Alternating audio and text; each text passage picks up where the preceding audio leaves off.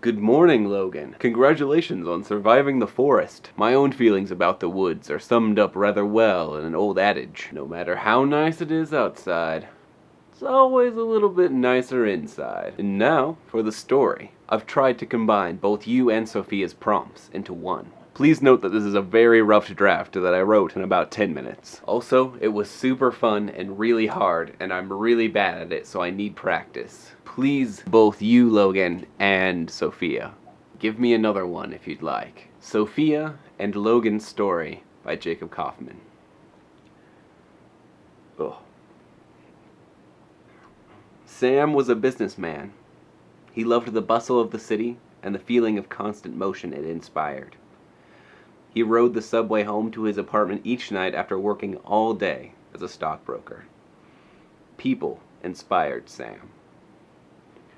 Being surrounded by people, talking, laughing, and crying was how he liked it. One night, Sam went to a party. He loved parties.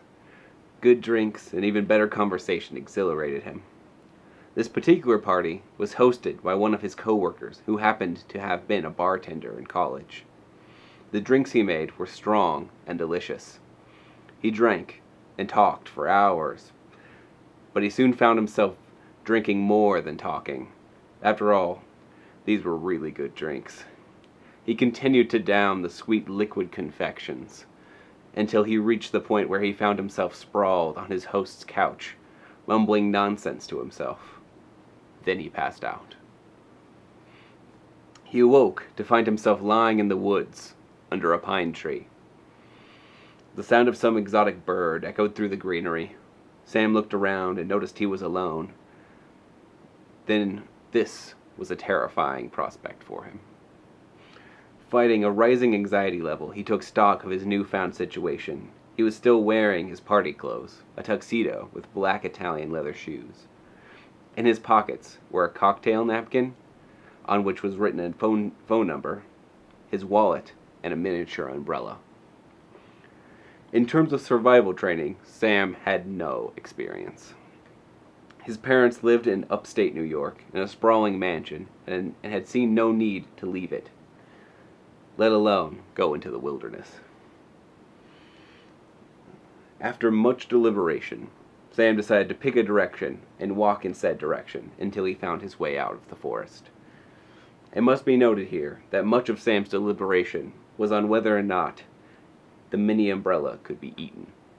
Also, Sam's strategy for getting out of the forest was an incredibly bad one. Sam did not know this was a bad idea, though, so he set off, aiming for a largest clump of trees a few feet away. By the time he reached the trees, he could hear the sounds of traffic. He burst through the wall of greenery and found himself standing on West 59th Street. A homeless man sat near him. A homeless man sat near where Sam emerged and said, "Rough night, huh?" The end. That's it. What did you think? Good luck on your upcoming test. My only advice is don't forget to be awesome. I'll see you tomorrow.